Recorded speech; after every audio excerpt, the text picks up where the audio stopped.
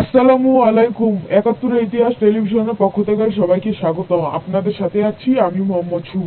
ঢাকা সাভার থেকে নিজস্ব সংবাদদাতা জানিয়েছেন, সাভারের আশুলিয়ায় ডাকাতদের গুলিতে কারখানার এক নিরাপত্তাকর্মী নিহত হয়েছেন। এ সময় আহত হয়েছেন আরও একজন। রোববার ভোর রাতে আশুলিয়ার কুটুরিয়া এলাকার আমির দেওয়ানের বাড়িতে ডাকাতির ঘটনা ঘটে। আরও থাকছে বিস্তারিত।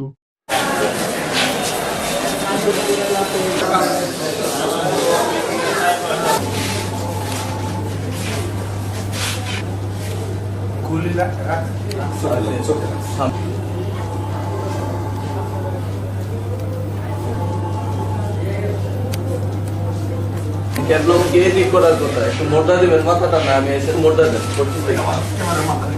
আমার রিলেটিভ।